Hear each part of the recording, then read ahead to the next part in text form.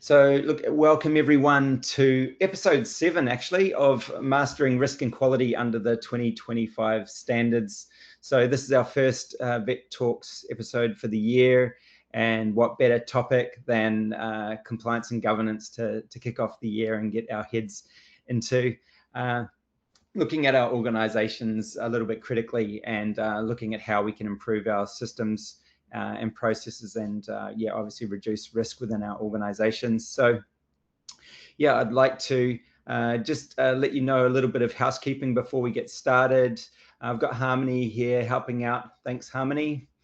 Harmony's our head of marketing. So what she'll be doing is she'll be collecting and collating your questions throughout the session. So if you do have any questions that pop up, we're going to have a live Q&A session towards the end of this VETtalks episode. Rather than forget sort of questions along the way, we'll get you to pop them into the chat, and that way Harmony will read those out in the Q&A session, and we can go through and answer any questions that you might have. So if you've got anything that you would like clarified or answered, I'll definitely do my best at the end of the session to help out with that. And please feel free to write those questions in the chat. We'll also be recording the session, so you can watch it later if you want, or share that with staff if you feel it's appropriate. So that will be sent to you via email, so look out for that. We'll also share a copy of the presentation as well, so you'll have that to take away and look at your leisure.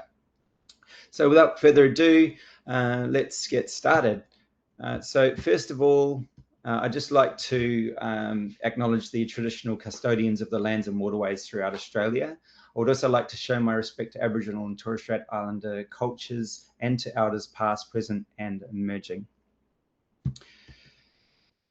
Today we're going to cover quite a number of different areas. Most of these, or pretty much all of these, sit within Standard 4 under the new standards for RTOs. We're going to start with a bit of an overview of the current regulatory risk environment and have a look at what that looks like.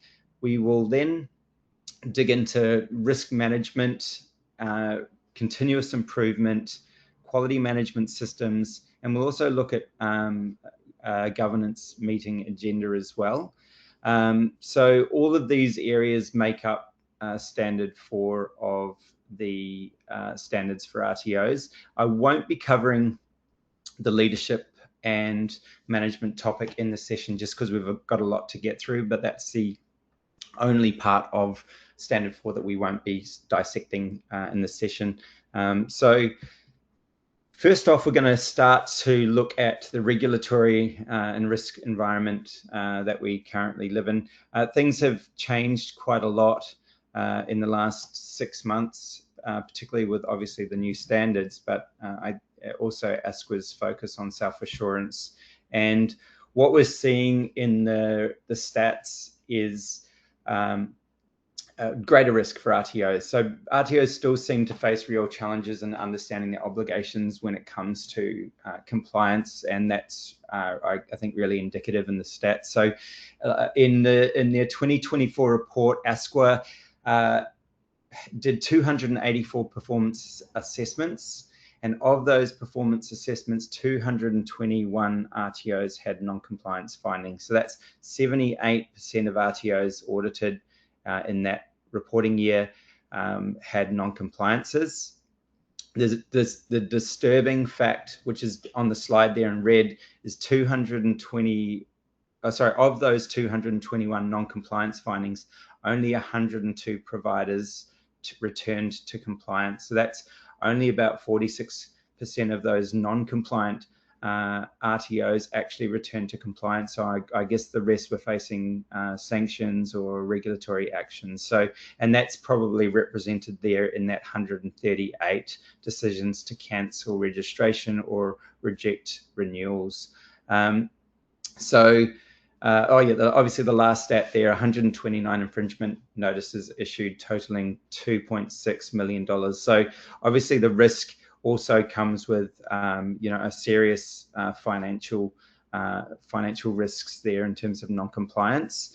So that's pretty concerning, I think. And for that reason, it's really critical that under the self-assurance model, RTOs are looking at their governance and compliance and quality management systems, and looking at how they can systemize to ensure that they're protected from these risks. It definitely isn't rocket science, but there are a number of things that obviously have to be put in place to ensure that RTOs are mitigating the risks that come with being an RTO and working in a regulated environment. So just looking at some of ASQA's regulatory priority areas, because obviously these are also risks, and as part of your governance strategy, you definitely want to be looking at these risk priority areas, because it also means that there's greater risk for you in these areas, or your RTO in these areas. So they're looking at shortened course durations. So make sure that when you're reviewing your TASs, you have aligned the volume of learning to the qualificational program that you're delivering. If you've got any programs where you have students in work placement, there's a number of things that you need to be looking at in terms of ensuring students are safe, they've got adequate supervision, that they've got an adequate environment to be undertaking the training. So that's something that you want to put on your governance calendar for review. Non-genuine providers and bad faith operators. This has been a particular problem in the CRICOS area, but obviously it's also a problem in the domestic market as well. So look, and RPL is also firmly in the spotlight, and if every RTO should be looking at their their RPL tools and their validation systems that they have in place for reviewing completed RPL samples, and making sure that you're confident that your RPL assessment system is compliant and meets the principles of assessment and rules of evidence. You want to be making sure that you've got a really strong focus on academic integrity. Obviously, that's a buzz word at the moment, particularly with AI and discussions around AI cheating. But yeah, obviously authenticity is a critical one, and making sure that that your learners are actually completing the assessments that they're submitting. So yeah, systems and processes for that. And then marketing, recruitment and delivery of international education. Obviously that's been all over the news and very topical in VET.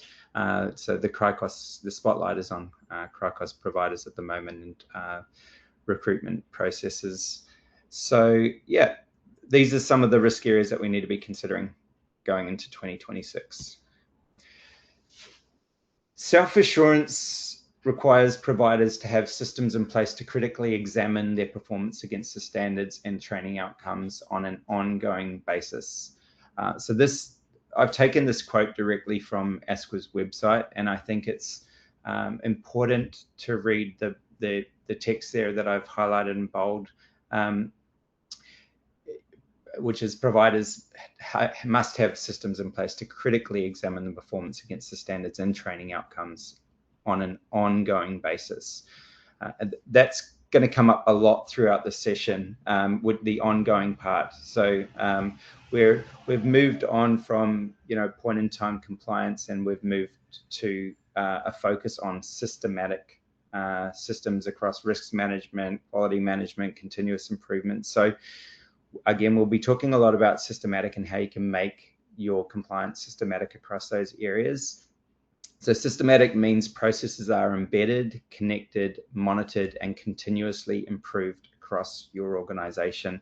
So, if you've got ad hoc, siloed, or person-dependent processes within your organization, there's some things that you probably want to take a look at and work out how you can systemize those processes and embed them in your entire operations.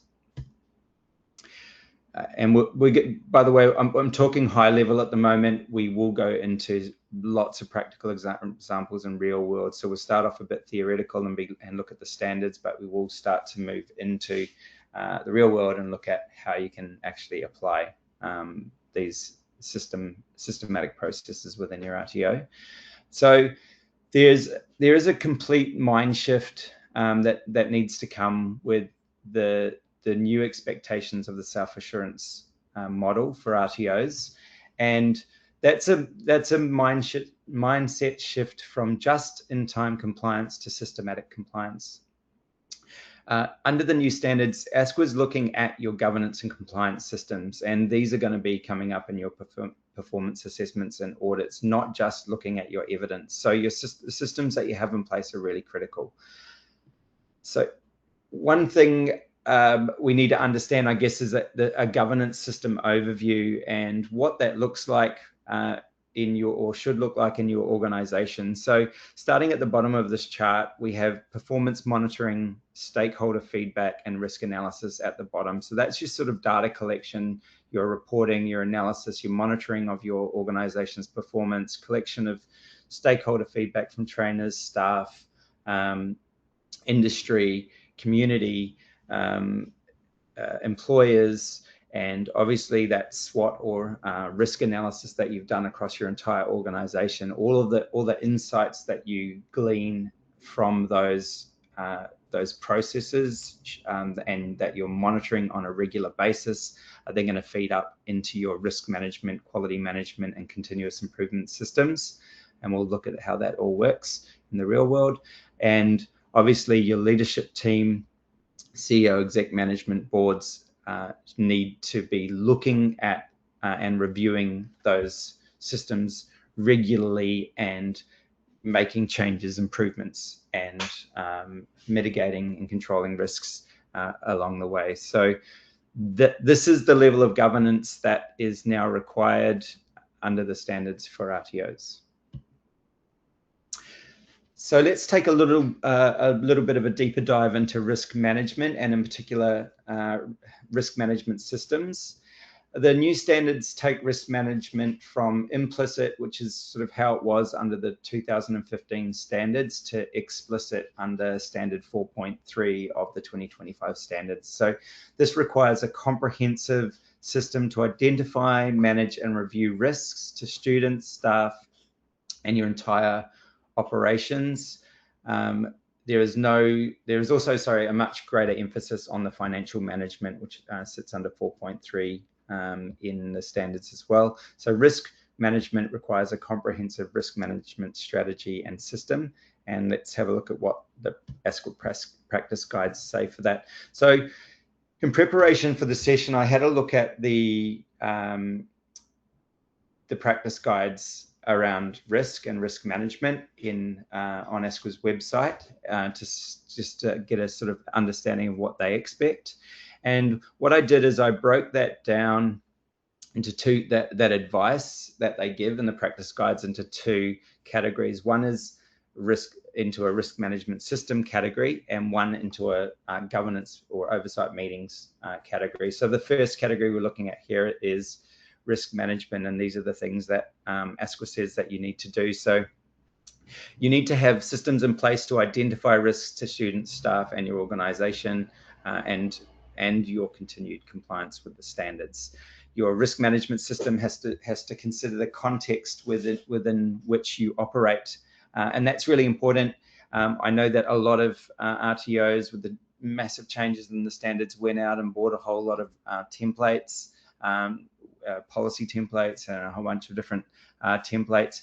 If you've got templated risk management policies and systems, you want to look at making sure that you've reviewed your risk environment and made sure that those systems and policies are relevant to the context of your RTO and your students and the risk environment that exists for you and your delivery models and all those different variables that change from RTO to RTO. You need to have determined the appropriate risk mitigation strategies for all the risks that you've identified. Most importantly, you need to have implemented those risk management strategies. Generally in the area of risk, we call those risk mitigation strategies controls. And so you want to have controls in place for any risks that you've identified, and be able to show that you've implemented those controls within your organization. You need to have document systems and strategies in place to anticipate and identify and treat financial risk. So the standards separate, standard risk from financial risks. In my mind, they're all risks, but I guess they wanted to make it clear that RTOs need to keep a close eye on financial viability and any risks that go along with that. And so your business or your RTO needs to have a business continuity plan and a documented conflict of interest policy and procedure, and have a process in place for managing that. Then obviously, if you deliver training to under 18-year-olds, then you need to have a whole bunch more controls in place. Things like how you monitor and address risks for their safety and well-being, how you ensure that your employees and third parties who are delivering training to under 18s are cleared to work with children, and how your systems and processes are consistent with the national principles for child-safe organisations. So anyone delivering to people under 18 need to make sure they've got a whole raft of other controls and systems and processes in place to protect those students. So first thing is, a risk management system, which we were looking at earlier under the practice, in the previous slide under the practice guides, it's about, collecting and like that SWOT analysis and making sure that your governance team has done that strengths, weaknesses, threats, and opportunities discovery across your entire organization, and have taken note of all of the risks, identified controls for those risks, and implemented those risks. The next part is obviously that you need to have within your governance structure, governance meetings and reporting that reviews those risks and controls on a regular basis. So the practice guides say that you can show how risk management is informed by strategic planning, environment scanning, relevant data and feedback from students, staff, and regulators. So looking at your entire operations and organization, the competitive market that you're in, environmental risks, and making sure that you've considered all of those, and you have a process for reviewing those as well. You can demonstrate how the governing persons are involved in reviewing your financial plans and regularly informed about financial position and forecast. So obviously that means regular meetings that review finances. I would generally recommend monthly. Certainly what we do in our organization, we have monthly finance reviews. You need to regularly review your risk management approach and tools, and make sure these have been externally validated. So that's something that I've highlighted in black because, or in bold there, because not everyone is aware that their risk management system should have some external validation rather than just internal reviews. So if you haven't got that in place, I would definitely take a note of that and organize that at least annually.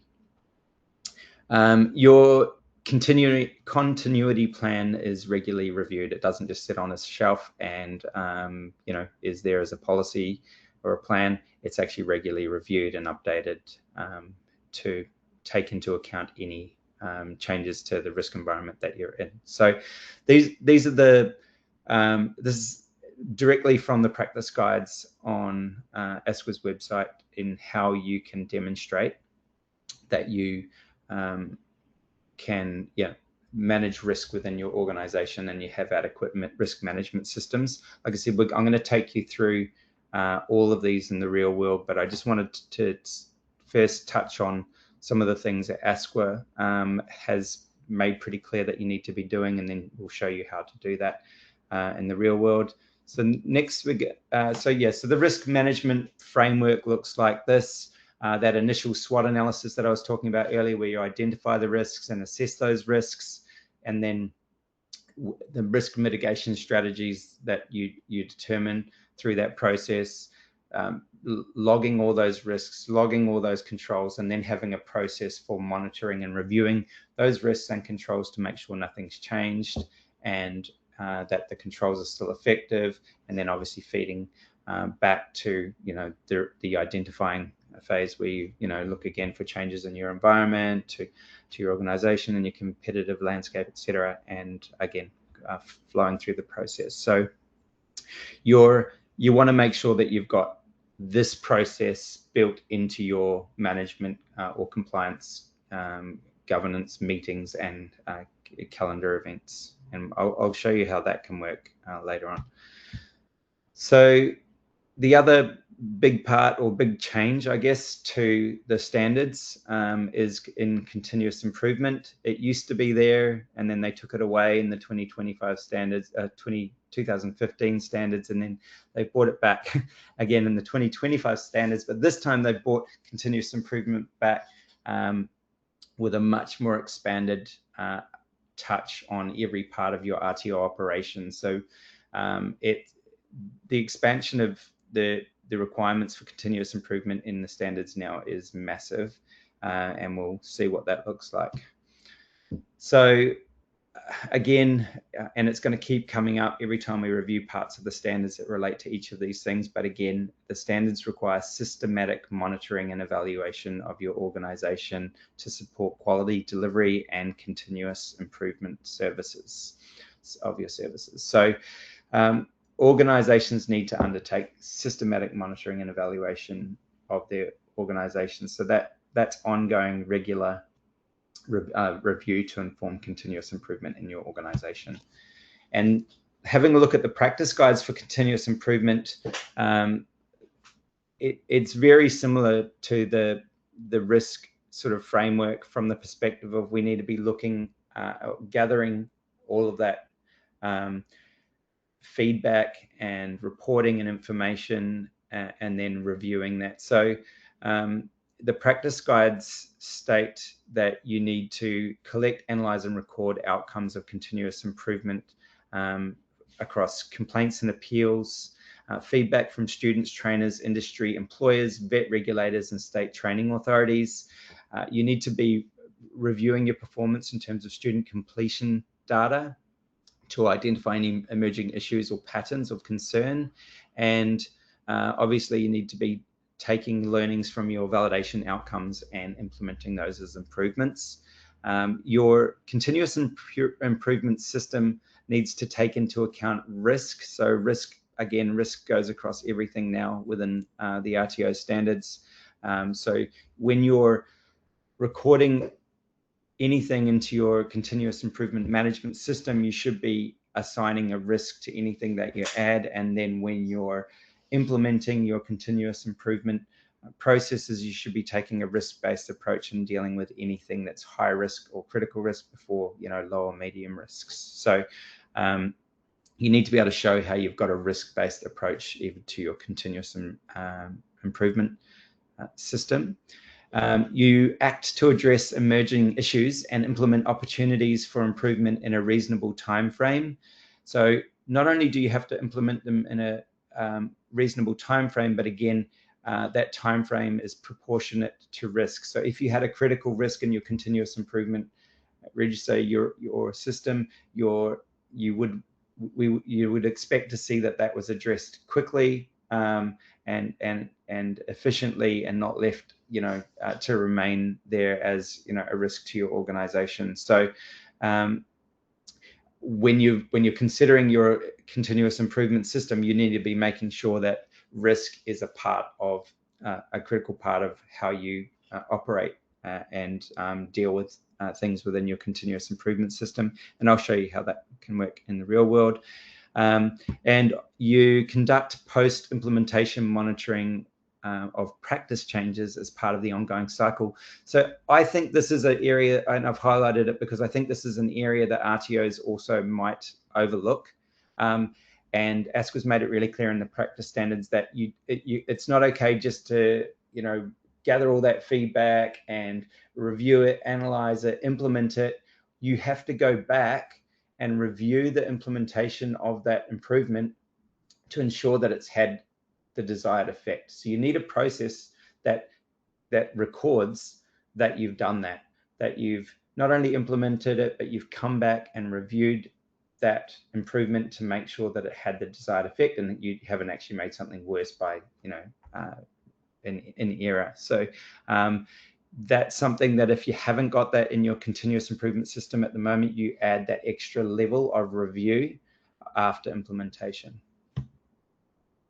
So putting all that into an image, which obviously helps our brains understand all these words, this is what it looks like, and it's pretty massive, right? So basically data collection from student feedback, staff feedback, industry engagement, appeals and complaints, regulatory activity, community engagement, validation, training performance, financial performance and risk management, all of that.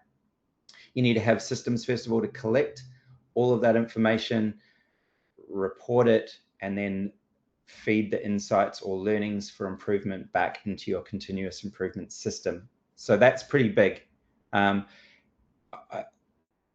think this part alone requires, a really good look at your systems and processes and how you're going to do that, and do that in an efficient way, to be able to record and show that you've actually gathered all this data from all these different sources. And we'll show you how to do that in the real world as well. So yeah, obviously with your continuous improvement meetings, really it's that governance layer where you're reviewing all of that data from all those sources that you've collected, and you're looking for trends. Let me go back. You're looking for trends or areas for improvement, and that's things across, complaints and appeals. Again, looking at all that feedback across all those different stakeholders, looking for areas of concern or areas for improvement in your student completion data, and obviously having processes to review your compliance with the standards, the standard legislation and any other regulatory requirements, and then having meetings and systems where you share your learnings or understanding of compliance and the standards with staff. And again, I'll go through some really simple ways that you can do that. You need to have evidence of regular evaluation of your RTO's operational functions. So not just looking at any one area, you've got to be looking at marketing, looking at student support, looking at financial performance. You need to be looking at your training performance, your assessment performance, looking at every aspect of your business and keeping it and being able to show that you've done that. So your continuous improvement register, I would recommend making sure that you record the source of that improvement, so you can show where it's come from, whether it was a complaint, appeals, student feedback, completion reporting. But you also want to record the RTO area that you're improving, whether it's training and assessment or support services or IT systems or whatever it might be. Making sure that you can show that you're actually making improvements across your entire operations, because it's in black and white in the standards that you need to be able to show that.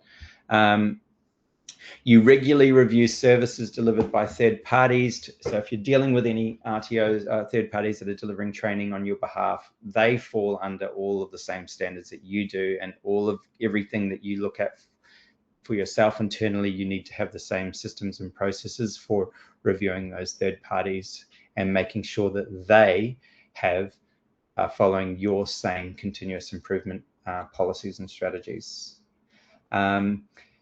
You need to review and incorporate validation outcomes. So, as a governance team, as a management team for those CEOs and exec management in the room, I would be making sure that you're having a look at those validation outcomes. The reason being is that most of those non-compliances that you saw earlier come from training and assessment, and typically the assessment system. So validation, insights that are gleaned from validation and any issues identified there must go into your continuous improvement cycle, and they must be implemented, because that's typically where the highest risk is for your organization. Your continuous improvement responses need to take account of sector risks as well as operational risks. So again, it's making sure you've got that risk-based approach to how you implement continuous improvements. Highest risk, most likely risks first. Yeah. So we're going to do a little poll. This is going to help me understand a little bit more about your current systems. So if you can answer the question that's on your screen right now. So we want to know what best describes your current continuous improvement and risk management systems. While we're waiting for the response on that, we had someone ask whether eSkilled continuous improvements has a task that can be set to review the continuous improvement implementation for that specific item. Yes. Yep. So you've got automations that where you can have a condition where it's not completed by the expected review date, or even X amount of days after whatever date, or even based on risk. So yeah, you've got lots of ways to trigger and fire, not just tasks, but emails as well, to make sure whoever's responsible for implementation of those continuous improvement items are getting them done within the expected time frame. We'll go and have a look at it all in the real world, but within the compliance section, you can also see any tasks that relate to compliance that aren't completed as well. So we'll have a look at that. Okay, so we've got 5 people using third-party compliance systems. We've got 30 people using spreadsheets and registers, and I would say that would be, the majority of the RTOs. That's pretty much the way it's always been done. We've got a register for everything as a spreadsheet, and 4 people have other systems. If you've got an other system, can you share it in the chat with us? What sort of system outside of those 2 pretty typical systems are you using? And we'll come back to that. We'll have a look at that later. But if you can share that in the chat, we'll unpack that a bit later. Cool. I'm keen to see, some of the different systems that organizations use. Cool. So I'll share those results. And then we will close that. Okay, so next up, we want to look at quality management systems. So there's no specific area for quality management or quality management systems within the standards, but it falls squarely within the continuous improvement standard 4.4 and 4.4.2a, actually, to be specific. So what that says is an NVR registered training organization demonstrates it has a system in place for monitoring and evaluating its performance, basically against the standards.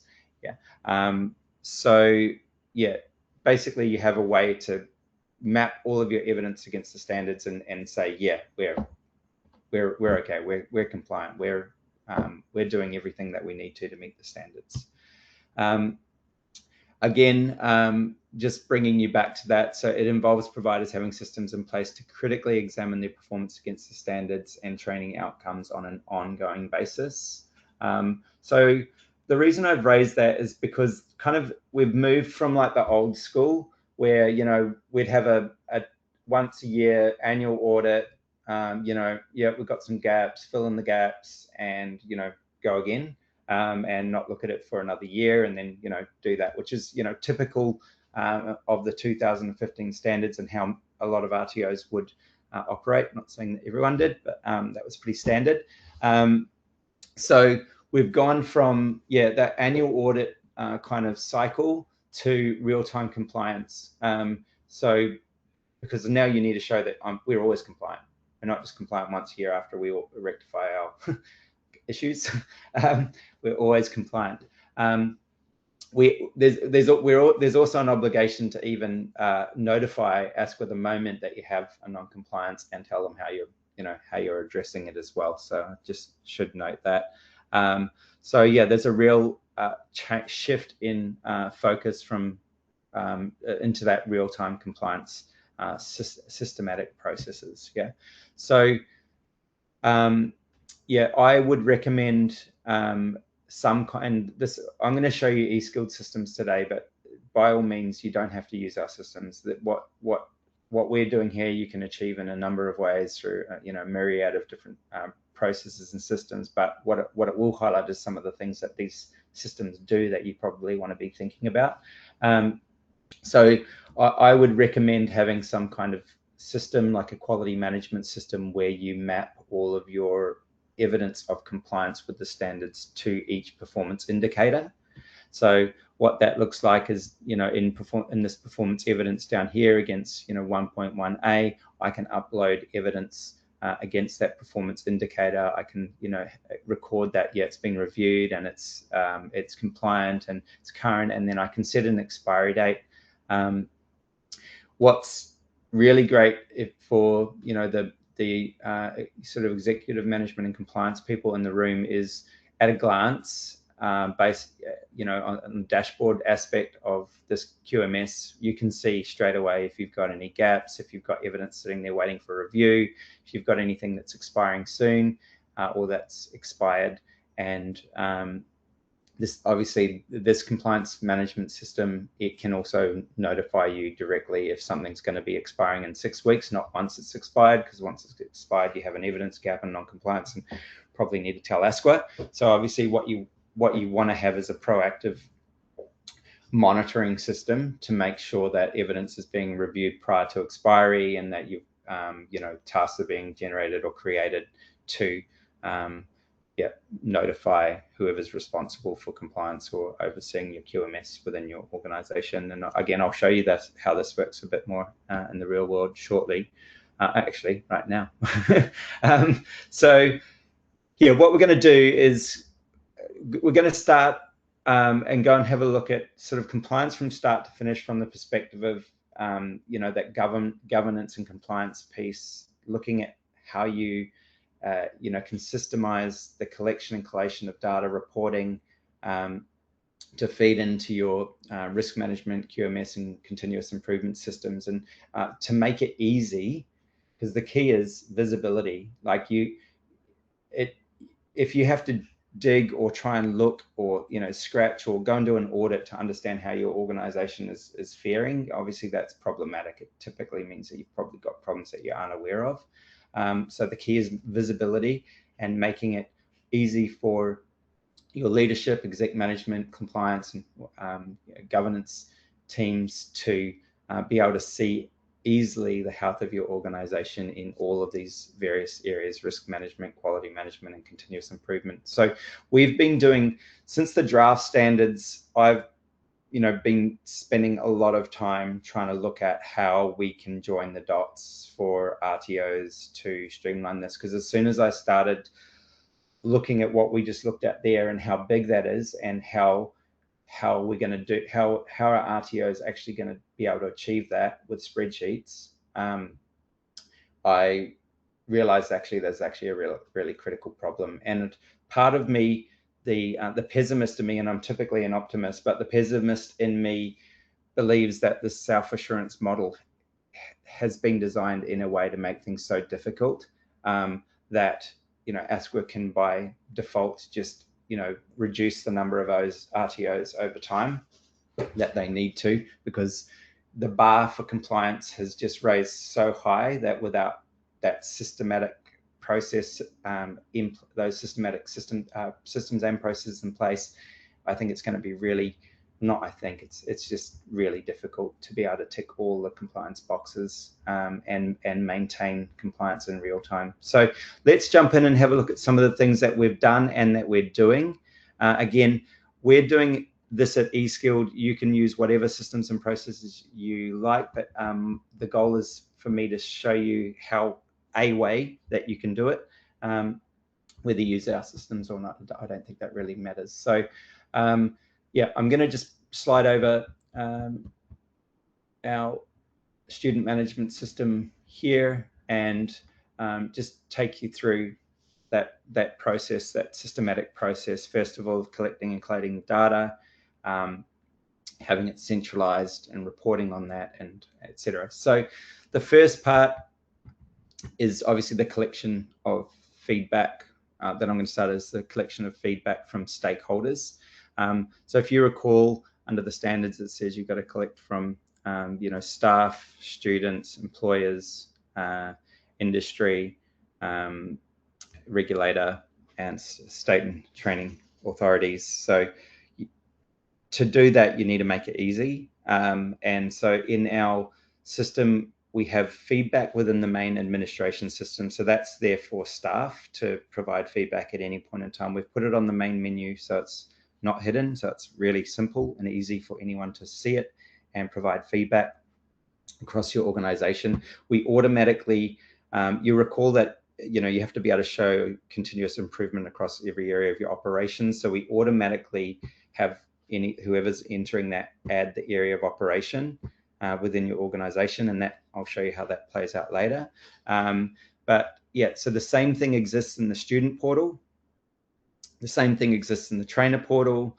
The same feedback exists in the employer portal and in the third-party training portal, training provider portal.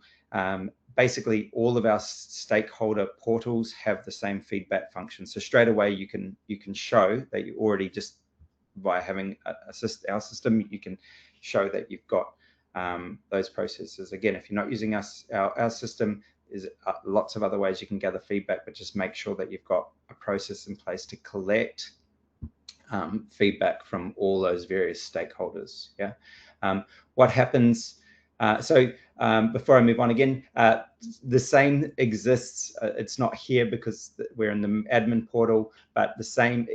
We've got the same or similar process for complaints and and appeals. So students within the student portal will have a complaints form, an appeals form.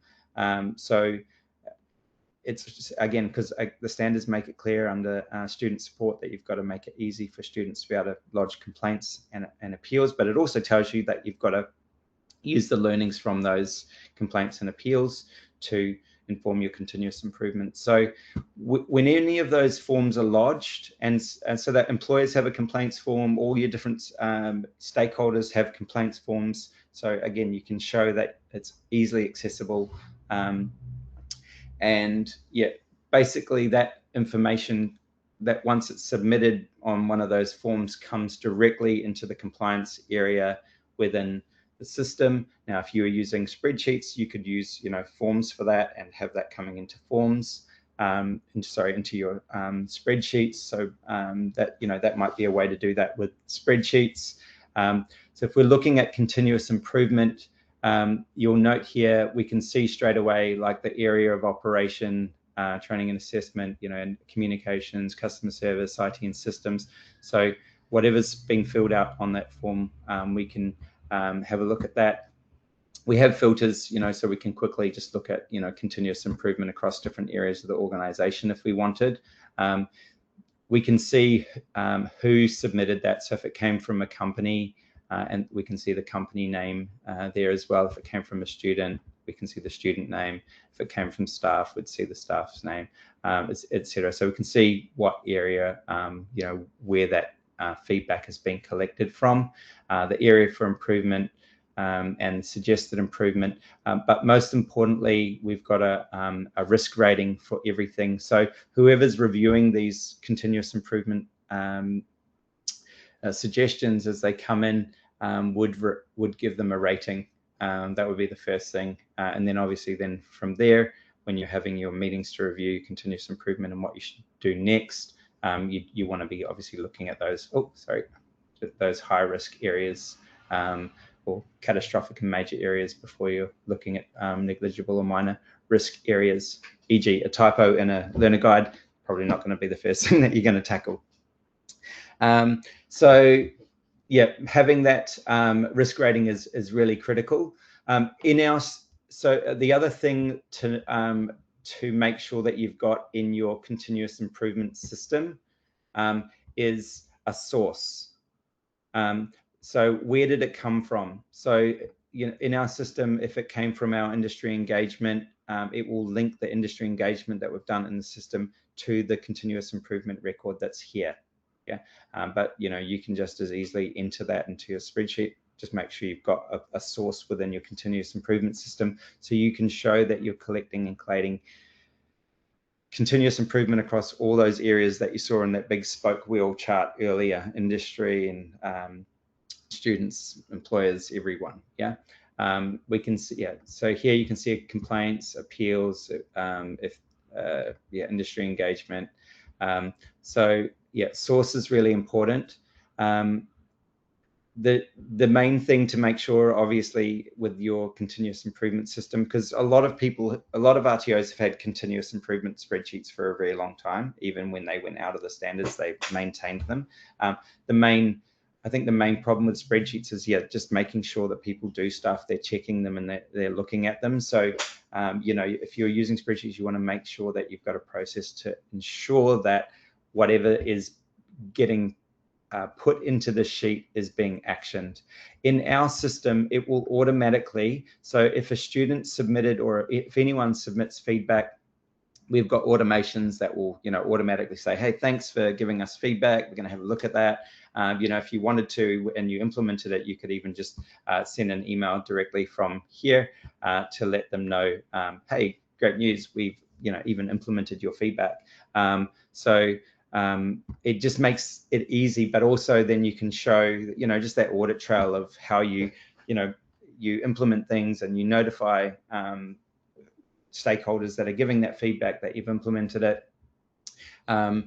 You can add tasks manually from here to ensure that gets done, but you can also automate tasks as well. So the moment this comes in, someone can be emailed or notified, and if they are emailed, if you've got an automation on that, that will also show up here. So you can see the full communication history around everything that happens with that continuous improvement item.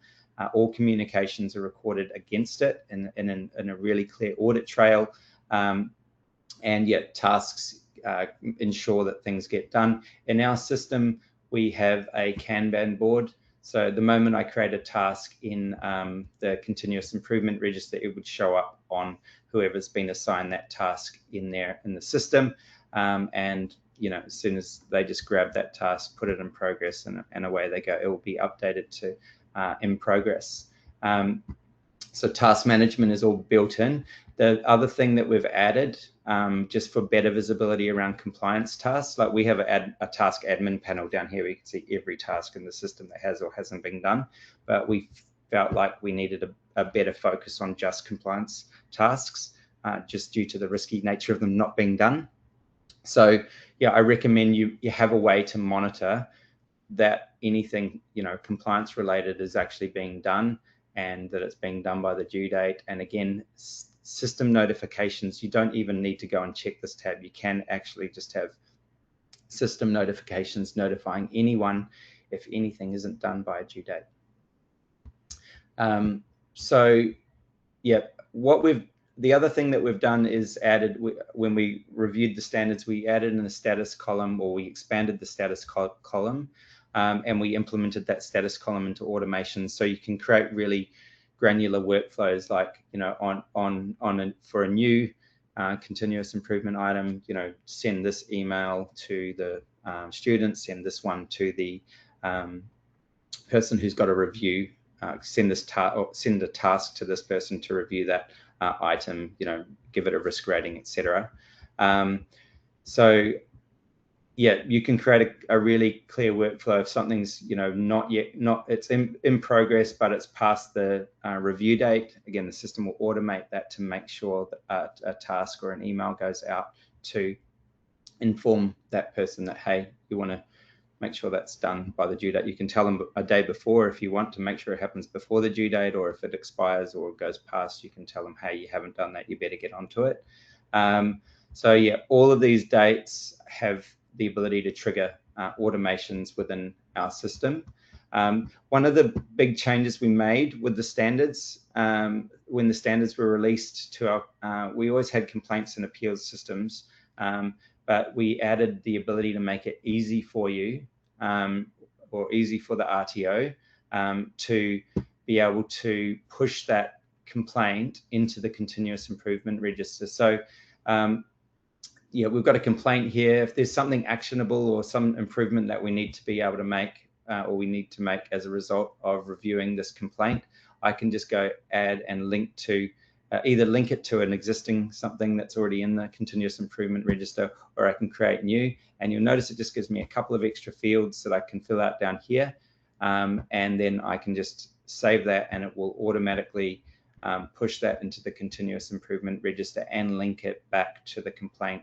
And that's where these sources have come from. They're automatically filled out. So now you're starting to see that sort of linkage of, you know, all collecting and collating continuous improvement from all those different sources, all those different stakeholders, and how that feeds into the continuous improvement register, and how appeals and complaints feed into the continuous improvement register. The same thing happens for industry engagement. So when we engage with industry, if we wanted to add that into the continuous improvement register, we can do that as well.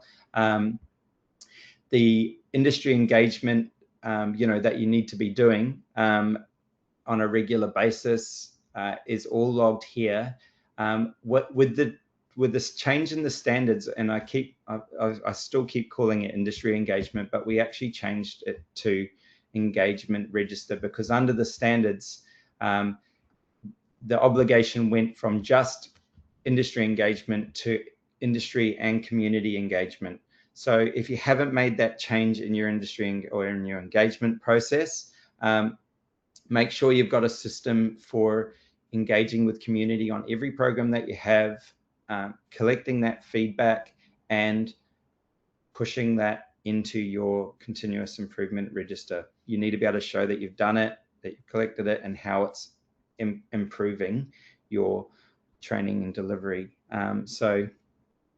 Yeah, so basically under our continuous improvement register, if we edit one of these, now we have the option to select whether it's community, industry, or other type of engagement. So that's something that I think, and we've made that a required field, as you can see. That's something that I think a lot of RTOs may not be aware of, that community engagement aspect. And again, just like in any of these registers, complaints, appeals, there's automations to make sure things happen on time. You know, under the standards, you've got your appeals need to be done within your policy SLA for, you know, responding. Same with complaints. So all of that can be set up as fail-proof with tasks and emails and email notifications. Again, with our complaints and our appeals, every communication that we do with those complaints and appeals will be tagged to that complaint. So I don't have to go looking for emails when I'm getting audited to show that I've communicated on time and I've resolved it on time. All the resolution emails, everything, all I would do is expand open this item here, and I can show straight away the full trail of communications and resolution for that complaint or appeal, and within the timeline that I've got in my policies and procedures. So basically setting yourself up for ensuring that nothing gets missed. And again, I think I mentioned it earlier, when you're audited under the new standards, they're going to be auditing your systems, not just your spreadsheets, you know. So they're going to ask you, you know, how does that link to that, and that link to that, and that link to that, and you need to be able to, you know, easily show that. So definitely look at the systems that you've got, the audit trails that you've got, and how you link all of that evidence together. We've just tried to make it really simple and all contained in the system that you live and breathe in, which is your student management system. If you're you know, manager or an administrator, not always trainers and assessors, quite often you live in the LMS. Yeah, and then obviously the trainer matrix is critical, and obviously it's not part of that continuous improvement process necessarily in terms of evidence gathering, but obviously it's a critical aspect of compliance. And again, trainer credentials is one of the #1 non-compliances for RTOs.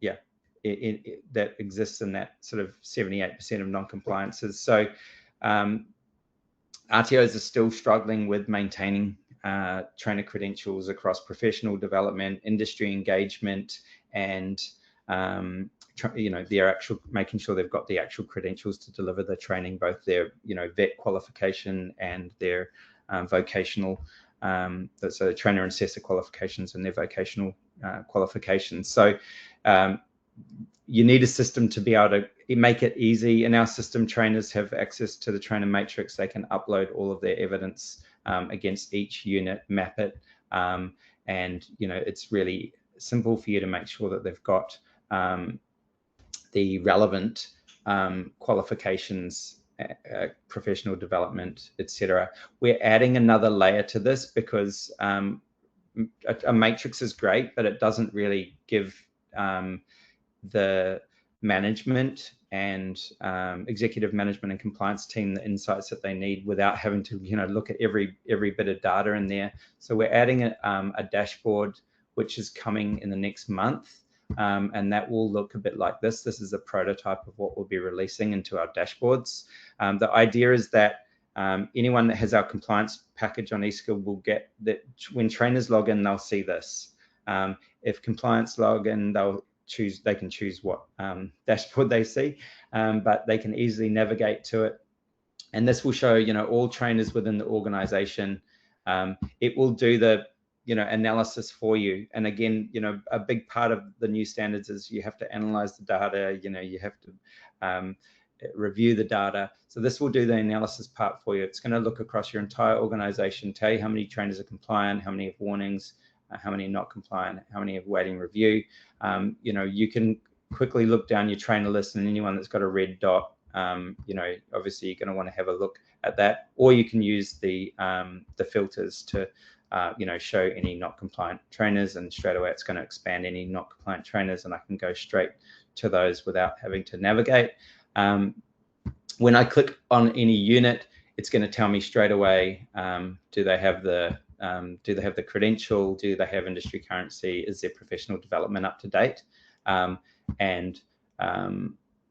If there's anything to resolve. So this is expiring. So, again, the system is all automated. So already in our system, we already have automations on Trainer Matrix. So if something's coming is showing as expiring, or in 6 weeks, you can automate a notification and a task to trainers to make sure they update that. You can automate a notification to compliance team to make sure that the trainer updates that, again, to make sure none of those things slip through the gaps. But what the dashboard is really about is that governance piece where I think I was saying earlier, and we're dashboarding everything, and we'll be going through a lot of the dashboards that we have to manage all of this, because basically the whole idea is that everything needs to be visible.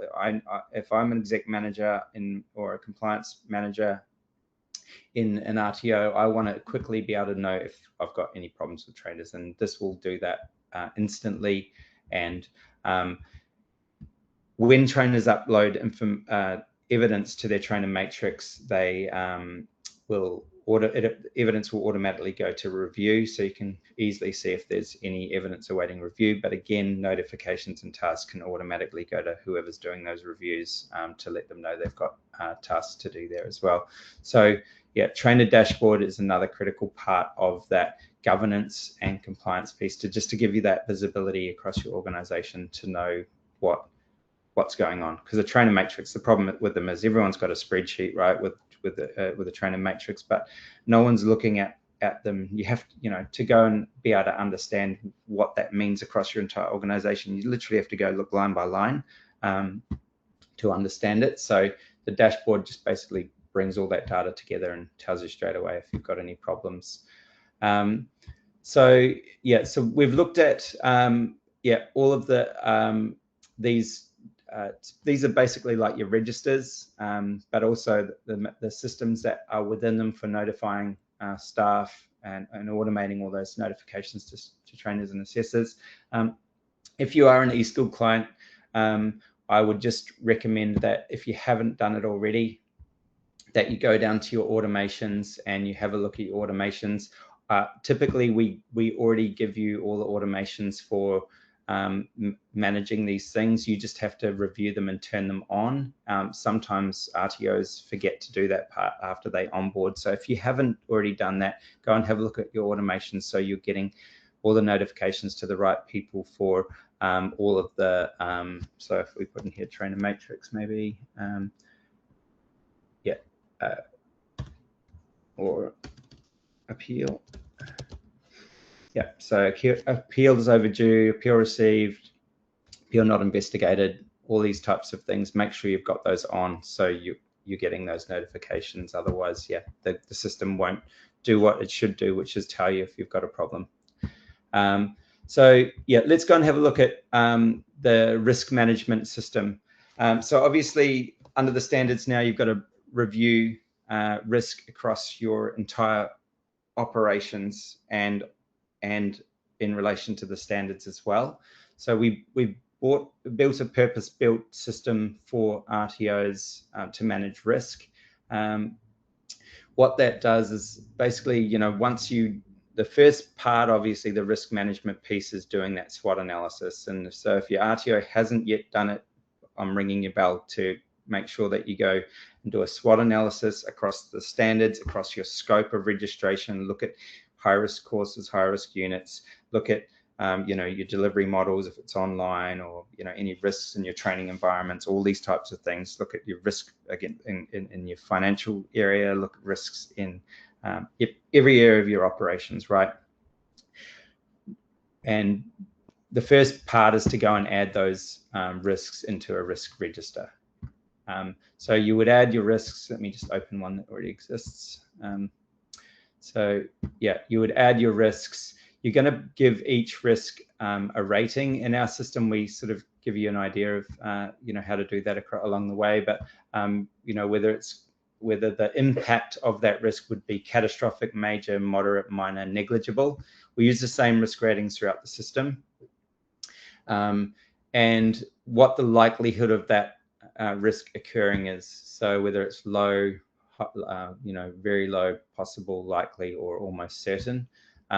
And we get you to put in a review date. The reason we have a review date is, again, so we can tell you if you need to do something, which is, yeah, review this risk because you haven't, you know, it's ready for review. Then the next part is then mapping those risks to the standards, so you can show that you've actually looked across the whole standards and you've got everything mapped. So basically here you select the division and then it'll filter the standards, and then when you select the standards it will filter the performance indicators for those standards, and then you can link your evidence. So, you know, if you've done a risk assessment or some type of documentation of you having identified that risk, you can upload that to the risk that you've identified here just by dropping it on here, or you can link it to an existing system document in our system. So you can upload a new one or link it. Then from there, so you've done your SWOT analysis, you've identified your risks. The next part is then that you're going to go and add your controls, right? So, you know, you might have a monthly inspection on your training facilities, or whatever it might be. You need to have controls to make sure your environments are safe. If, you know, you might have an inspection form that trainers fill out before they, you know, start training in the morning at you know, WHS safety inspection, whatever it might be. Whatever your controls are for whatever risks you have, you apply them against those risks. What happens in the system is, as you put in the effectiveness of that control, it will automatically reduce the residual risk rating for that risk. So you have an inherent risk, which is what you started with, and the residual risk is the risk after you apply controls. And the idea is that you're, you know, applying controls to get that risk as low as possible, because obviously you don't want that to happen within your organization, right? So any risks should be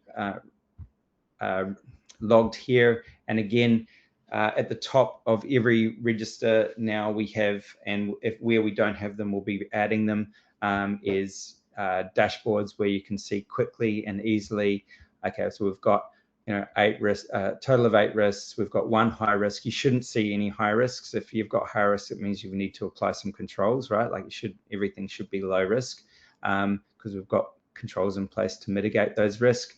If you've got risks that haven't been reviewed, you will put those risks, so it will notify you that you've got risks for review.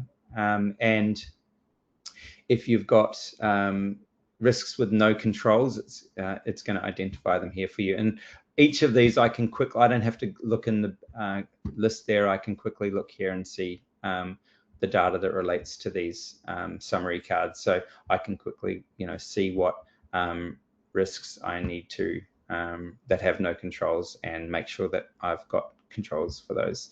And I can see everything that I've got controlled as well. Status here in this column, I'll just let you know that if a control is not active, then it's not going to have any impact on reducing the residual risk. So you can have, the reason we've got status for controls is you might have identified a control that you need to put in place, but you haven't put it in place yet, but you want to record it here, and you might set the status as in progress, so you can keep a track of the implementation of that control and make sure that it happens.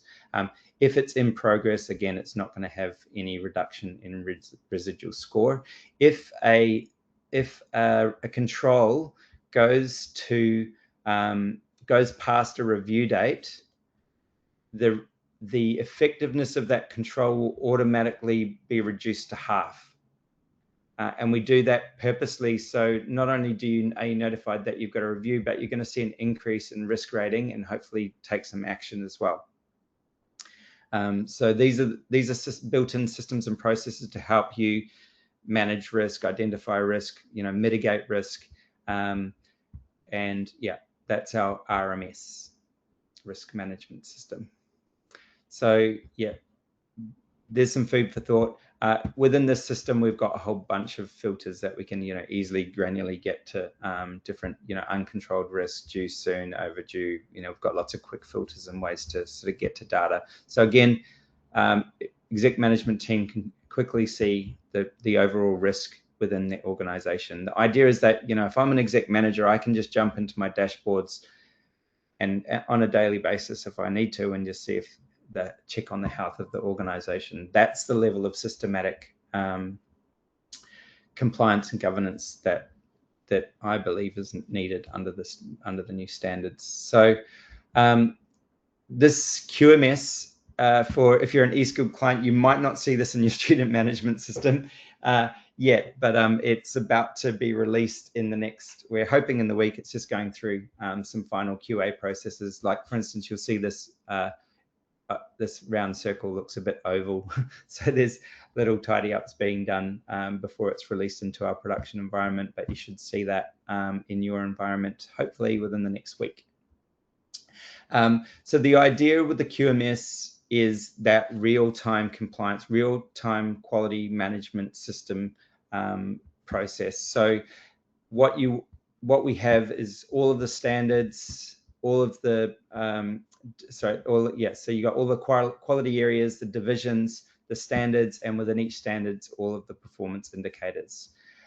The system at every performance indicator level has an evidence guide. So there's self-assessment questions to check that you've got these systems and processes in place, and there's also evidence compliance suggestions. This information is also editable. So if you have your own consultant, or your compliance manager wants to put more detailed information in any of these areas, that's all editable. So you can make changes there. So again, if at some point ASQA releases some new advice on any of these areas in terms of evidence suggestions, you can come in and update that as well. The next part is that you map your or upload or link internal documents in the system to the relevant performance indicator. So here we've uploaded some, and this is just a random document because it's it's not real evidence. It's a demo system, but yeah, we can obviously we would be uploading things like policies, procedures, actual evidence that we do these things in the real world. And we can review the evidence status, so we can actually see the history of the evidence and where it's at. Anything that is added initially is added as review. If you don't have permission to review evidence and mark it as compliant, then it will just stay as review, and then the system will notify whoever's responsible for reviewing that evidence that there's new evidence to review. And so it will get a review status, and green tick here means it's been reviewed and it's now being deemed compliant. The status from each of these evidence items obviously is going to indicate where it's at. If it's expired, you're going to see a red light here. And the system won't automatically take the status of the evidence and apply it to the performance indicator, and that's purpose built because the reality is that all the evidence might be compliant, but there might not be enough. So there's still a human that needs to review the evidence against the performance indicator and make a judgment about whether that performance indicator is compliant. And if it was, then they would update the status of that performance indicator to compliant. And then they would put their logic for, or their rationale for why they deemed that performance indicator to be compliant, and all of that gets registered in the logs within that performance indicator. So at any point in time, you can view the history and see what reviews have happened. If a piece of evidence goes past an expiry date, it will automatically again show as an evidence gap. So the system's giving you a warning that you need to review that evidence. But like I said, there's automations within the system that will automatically notify you well and truly before evidence expires and at expiry. And you can have as many automations as you like to escalate if things aren't being done to make sure. And so the cool thing about automations, and that goes across the board, I might want to notify the compliance manager that a piece of evidence needs reviewing 6 weeks out or whatever. Maybe I'll remind them again 1 week, and I might tell them if they haven't done it on expiry. And on expiry, I might also then want to escalate that. So maybe I'll create an automation to let the exec manager, or, a CEO, or someone in the exec management team know, hey, we've got some evidence that's expired. We need to take some action. So you can escalate through automations to make sure that however you want the process to work, to make sure that you've got no evidence gaps, that's set up in automations, and the relevant people are notified and have tasks to do stuff. So yeah, that's your quality management system, and that's how you can show compliance with I think it was 4.4.2 was it 4. Anyway, with the quality management system requirement under 4.4. So that's the QMS. The next thing I wanted to show you is, and again, this is something we're working on and will be released in the next 2 months, but any calendar the system is going to be you need to have in place. So we'll be introducing a governance. I'm calling it a governance calendar, but basically this is going to be an organizational calendar that will pretty much work for any type of event. So there'll be 2 types of events: validation events and meeting events. If we're talking about governance and compliance, the idea is that you are setting up meetings that look at different areas of your, the governance area within your organization. And you can select the areas that meeting would apply to, whether it's complaint management, continuous improvement. Maybe we want to look at finances as a governance meeting. We want to look at quality and compliance. So basically you can tag within the event all the different areas that this meeting is going to cover within your organization. You can give it a title. So So maybe this is a monthly governance meeting or whatever.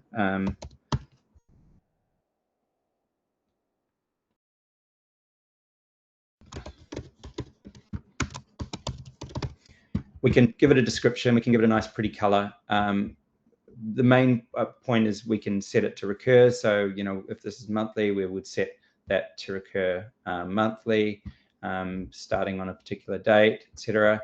And we can set reminders.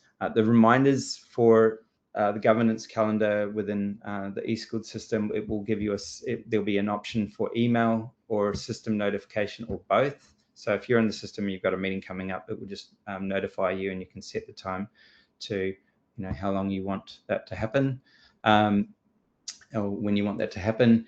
You can set up your, locations, whether it's a physical location or a virtual location. If it's virtual, you can add the link there.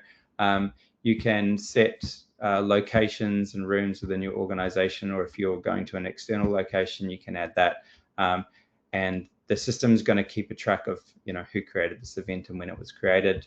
The participants can be added directly from the system because it's in the system. We already know all the staff. In a governance meeting, it's probably going to be internal staff, but you might have an external consultant or something coming along. You could add external participants as well.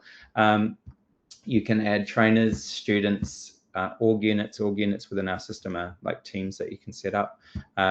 And obviously any companies in our system would be your your stakeholders, your employers. So in a governance meeting, you're probably not going to have companies, but the idea of this calendar is if I'm a trainer, I can set up meetings with students. If I want to do some industry engagement, I can set up my industry engagement meetings, and it all goes into the organizational calendar. So I'm capturing any event or any meeting that is relevant to the organization is going to be visible in the org calendar, and that's obviously super critical, particularly when you're talking about anything related to governance, compliance, student support, industry engagement, all of those things. So we can invite our participants, add them. The system will automatically send them a meeting invite, and it will tell us whether they've accepted. The cool thing about this is, we've basically built in agendas. So, if I'm looking at appeals and complaints, we can set 15 minutes for that, and, who's going to be presenting that, David Jones. We can add some items. So, whatever that might be, I'll just put sub item.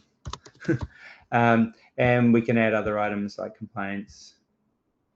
So basically what happens is you can build out your agendas. And again, agendas are important to show that you have meetings, that you have governance meetings, what's covered in those meetings, and to be able to show that you're covering all those aspects, right? You're looking at your performance, you're reviewing feedback, you're looking at your complaints register, appeals register, you're looking at all those different areas within your organization. Put it all in your agenda. The cool thing is then when you go to meetings, so when you actually have this event, all you do is open the event, and your minutes can be logged directly in the event as well. So you can keep minutes. If you, like me, like to have AI at your meetings, you can upload the transcript here as well. You don't have to manually put minutes. If you would prefer AI to do it, you can just upload that. Action items. And this is where this governance calendar or RTO calendar, whatever you want to call it, comes into its own, because basically from here, any action items I can add directly into the event. So while we're having the meeting, okay, Harmony, you're going to be doing whatever. You've got an action. We add it here. Harmony's going to see that action in her Kanban board in the student management system, so we know it's going to happen. And then when we come back or we want to review that meeting, it's very easy to see who's actioned what and whether it was actioned. And obviously, tasks are global within the system. We can see any tasks that haven't been done within the student management system easily anyway. maybe there's some continuous improvement that came out of that appeals review or that complaints review that we've just done. We've just gone into our complaints registers and you know, had a look over that and looked at some of the outcomes or whatever. We can easily add continuous improvement items directly from here.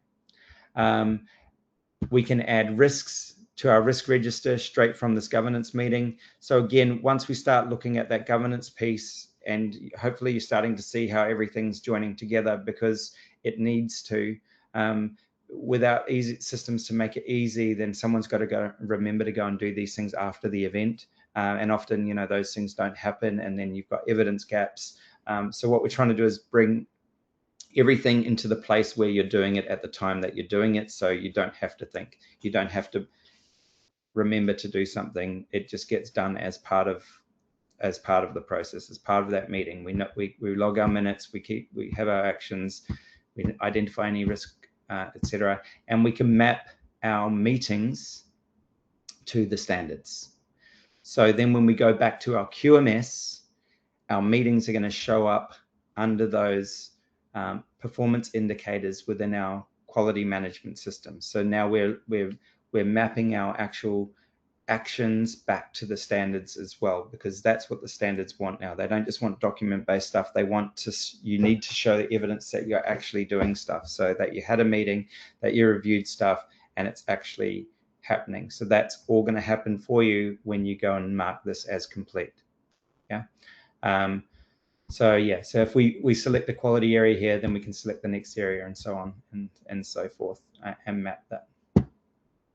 So that's normal meetings. Another massive fail point for RTOs is often validation, maintaining their validation schedules, doing the validations. Under the new standards, there's a whole new criteria around sampling, and sampling based on risk. So we feel that we needed to bring validation into the system as well, because yeah, the new requirements are pretty onerous. So here's an example of a validation event within the system. If I go back to, I'll just close that, go to a different one, one that's, might just refresh this. This is just a prototype at the moment, and it's not showing me what I want to see, so it's not the actual system. Yeah, here we go. I just need to refresh that. So basically now we're in a validation event, and when we select a validation event, we get two choices. One is post-assessment validation, and one is pre-assessment validation, because now the standards require you not only to do, you know, your post-assessment sampling of student completed assessments, but you have to make sure your tools are fit for purpose before you unleash them on your students, right? So you can set up either of those events and know and keep a track of those events within the system. Obviously, we can give our events titles, but what's really important is when we come to program, again, because everything's integrated with the system in this event, the system already knows all of our programs in the system, and we're adding as part of this new validation calendar, we're also adding to units and programs a risk rating and a risk rationale. So look out for that. You'll get that even if you don't have the Compliance Plus package. If you're an eSkilled client, because we believe everyone needs to be tracking risk right now. So basically, the risk here is automatically filtered with high risk to the top, because under the standards, you're actually required to validate based on risk. So you should be validating high risk programs before low risk. And obviously that makes sense, but yeah, it's not easy to do unless you've got a system that just automatically brings those to the surface. And then within the units for that program, again, I can see my highest base risk units within that program, and it's going to be filtered already for me, and I can just select if I've still got some high risk units in that program that haven't been validated. I can select those, and you'll note that I can see when things were last validated, so I don't have to go check somewhere else to see when it was last validated. I can see that straight from there. Obviously, we'll set up our date times just like the other ones. Where this gets really cool is once we start to go to participants, and this is again joining all the dots. So we've got a trainer matrix. We already record all of our vocational, currency, credentials, trainer credentials, currency, industry currency, all that sort of stuff. So what this is going to do for me straight away, it's going to tell me whether the trainer holds the credential. So that's the unit that we just selected. Does this participant hold that credential? Have they got up-to-date industry currency and professional development? That it will automatically pull that in from the trainer matrix. You don't have to do that. And yet it's also going to do a check here to make sure that, because under the standards, the validation team together must hold industry currency, professional development, and trainer credentials. So it will make sure that that participant group hold the relevant credentials and currency and professional development. We can add external participants as well by going to external participants here, putting in their names. Maybe you want to, a consultant or an industry expert, an SME in that session. And then you can upload their credentials directly here as well. So it's all stored within the event itself for audit trail. So you can show that everyone holds the relevant credentials. My favorite part of this system is the sample size is also going to be added to units, so you won't have to add it here. So as soon as I select the unit, that will populate, and same with, and so then I just set my collection period. So maybe I want to look at samples over the last 12 months. We want to get those samples from the LMS. We want to select the assessors that we're going to be sampling assessments for. That's going to automatically populate the trainers and assessors relevant to that program and just give me the selection list from that program. And then the outcomes that we want to look at, maybe we want to look at RPL granted because that's high risk at the moment. So it's on ASQA's wish list or hit list. So the cool thing about that is then all I do is maybe I want to go to 20 samples. So just remember, guys, on sample size, you need to make sure that your samples are, your sample size is based on the number of students that you have, and I would recommend using ASQA's calculator for that. I just note that we've hit time, so I'm going to just finish off this and close up, but and go to questions for those who have questions. So sorry about I've gone over time, but the samples will automatically be pulled in from the LMS. Like just this one thing alone is going to save you like literally half a day if you had to find 20 students, go to the learning management system, download all the assessments, collate them into folders, label those folders, put them in a bigger folder, and put them aside for the validation event. Now they're just here, and I can click on view. That's going to open the assessment in a new window, and we can review that, validate it, and leave the outcomes of our. So we've also can add the assessment tools and RPL assessments there, but then we can leave the findings of our validation session within this report tab. So we've added in the principles of assessment to guide the participants on what they should be looking for in that assessment system. And then from the judgments perspective, we've also added what they need to be looking at from the assessment judgments perspective. This is all based on ASQA's practice guides. And then here we've given them, the things that they probably want to be covering off in their report summary. So review the assessments, complete the validation report. If you don't want to use this template, you can just upload your own validation template here if you prefer to use your own internal tools. A lot of RTOs have their own and would prefer to use those.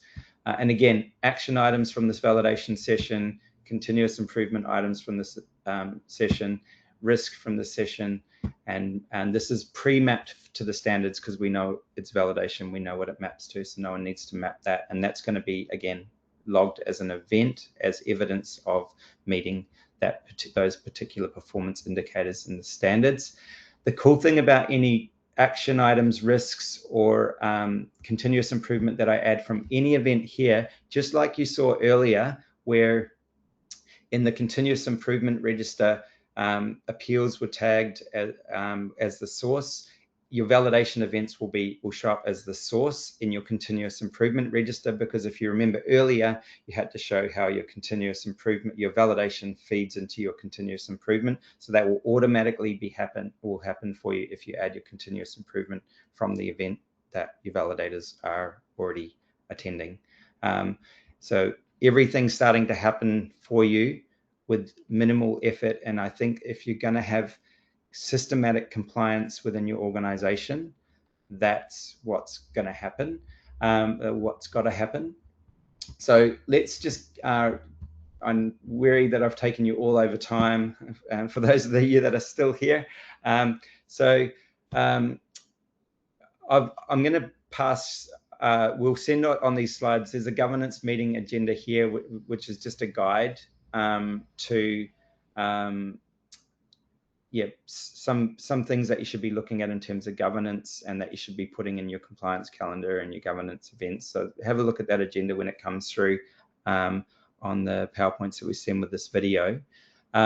We do, for anyone that's not an eSkilled client, we're offering 2 months free for you to subscribe to eSkilled and take advantage of all these compliance features. If you're an existing eSkilled client, you haven't got the Compliance Plus package and the features that we've been talking about, there's also a 2-month free offer for you to move up to the Compliance Plus package. It's really reasonable. It's like, I think for an entry-level subscriber client, it's around about $150 for the whole Compliance Plus package. Now that's phenomenal. There's other compliance systems that cost around about $500 a month, and they're not integrated. They don't join all the dots. You're still going to have to double into everything. So I'm a big believer in everything should be centralized, everything should link to everything else, and everything should be easy and happen where you live, not in siloed systems. So yeah, definitely get along to our website if you're interested in taking advantage of that offer. You can also just click on one of these links to visit our website, or follow us on LinkedIn. We share a lot of insights and developments and changes in the industry as well on LinkedIn. So definitely, if you haven't already followed us on LinkedIn, follow us, and we'll also be letting you know about other VETtalks series. So questions for those of us that are still in the room. How many have we got? Any questions? Yep. So what's the release date for the validation management system? And also, will we be able to set the work week on the calendar, like Monday to Sunday instead of Sunday to Saturday? Yes. Yep. So basically within the calendar that you just select the days. Yep. So you can select whatever day it repeats on. Oh, that's in the calendar view. I think it's set, but it's in development, so I could definitely consider doing that. At the moment, I think it's preset Sunday to Saturday, but I'll take that as feedback and discuss that with our developers. So the validation, so basically validation calendar, and I haven't shown you the validation dashboard, but that's the overall summary of all those validation events, and that will actually be the governance component to validation that you need, which will highlight everything. But we've just run out of time to look at everything. There's a lot in it. So the calendar and validation events are scheduled for completion before the end of March. So they're in development at the moment. And to be honest, like the calendar functionality to me is what brings the whole compliance governance piece together and integrates it to everything else. And to me, that is the part, that's the critical component that's often missing, I think, for most organizations. So yeah, we're super excited about that. The validation dashboard is also going to be really integral from a governance perspective. So any other questions? Does the calendar link to Outlook calendars, Gmail, etc.? So yes, when we say link to it, the way it works is when you invite those participants and save that meeting, it will automatically, just like you get normally in your Outlook or Gmail, you get your meeting invite, and you have to accept that for it to go into your calendar, just like you normally would.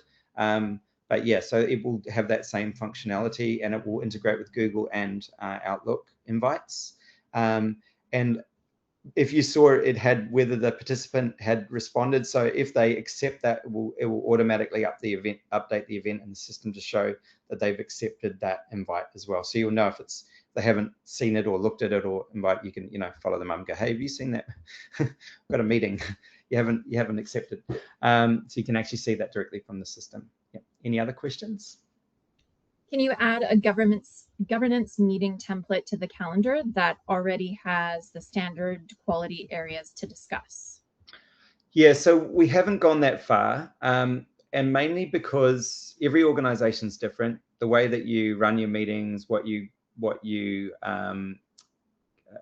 cover in each meeting is going to be different. The cycle of the meeting, whether you have it monthly, quarterly, whether you want to have it fortnightly, or whatever agenda you're going to have, we do leave that to you. But the way it's designed is that you only do it once. If it's a regular meeting, you just do it once. So you set the agenda just like you normally would. You set the agenda, you set the repeat. So if it's monthly, fortnightly, or whatever, and that agenda is going to follow through to all the other events that are linked to it. So you only really create that agenda once. So again, when you turn up 3 months later to that monthly meeting, all you have to do is open it up and go to minutes and log your minutes against all those agenda items.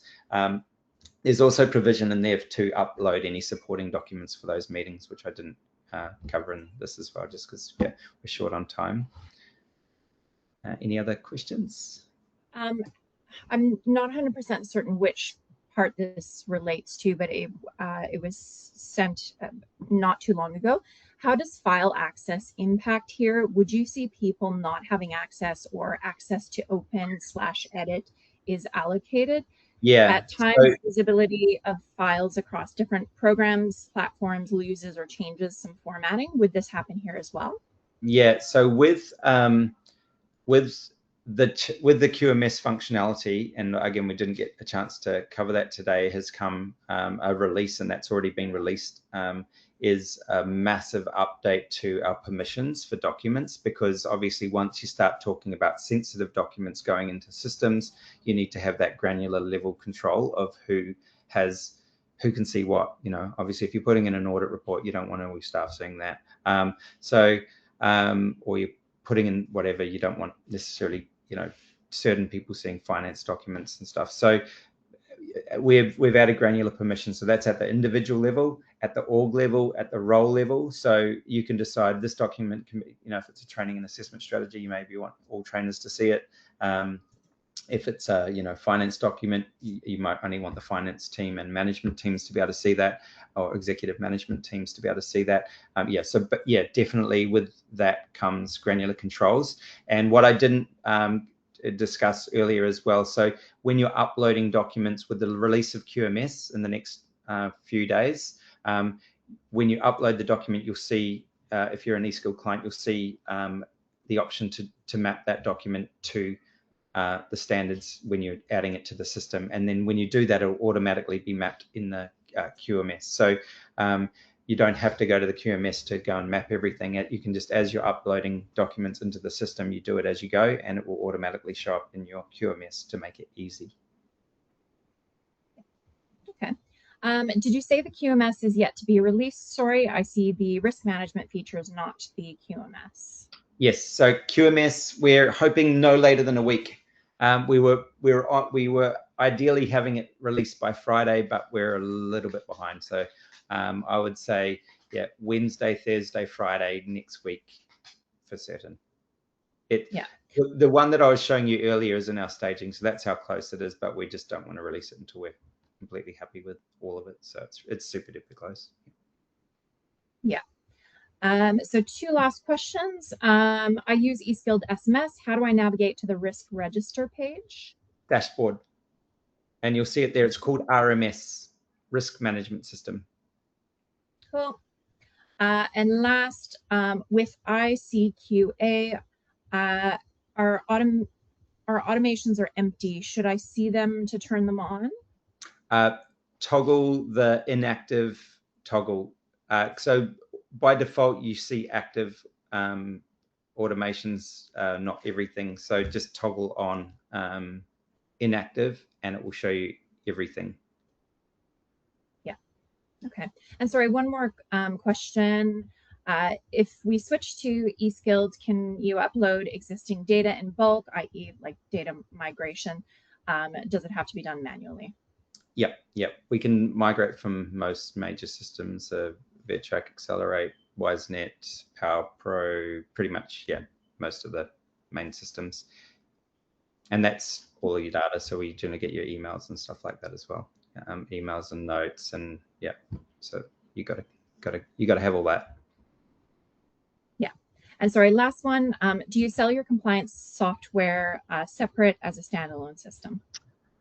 We will, but to be honest, like if you understand how all that integration works, I don't know how effective it will be. I think it would be as probably effective as some of these other systems currently, which I mean are better than not having a system. But to be honest, like the power of it is in its connection to everything else. Yeah, because basically if you've got a siloed system, you've got to get all your programs here, all your units here, you've got to go and enter them all over there. All of your data is duplicated across multiple systems. And the problem that you get with that, which is an ongoing compliance challenge, is obviously staffing it to keep all that information up to date and making sure systems are in sync. You know, if you add a unit here, you got to add it there. If you go and add a program here, you got to add it there.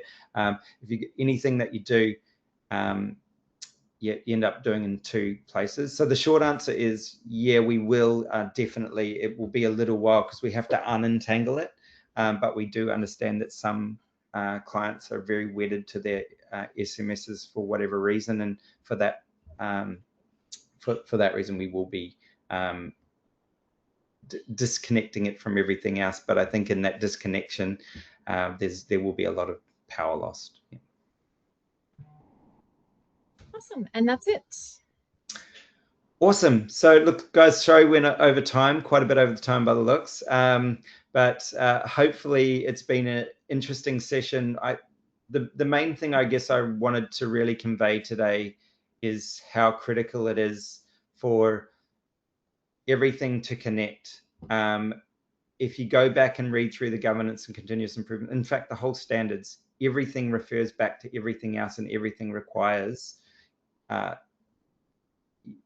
evidence of that being got from that and feeding into that. And without systems and processes like I've shown you today, I think that challenge is going to remain significant for RTOs. So our goal, hopefully you've seen today, is to solve those challenges, reduce the administrative and compliance burden on RTOs, and make it easy and make it really simple from that's for the people administering it, but from the executive oversight, making it so that everything is visible at the top of your priority list. You can jump in, look at any dashboard and see what's happening. There's heaps more coming, guys. I just, there's only so much time we've had today, but look out for the changes, because there's even more cool reporting and dashboarding that's gonna, again, it's just all about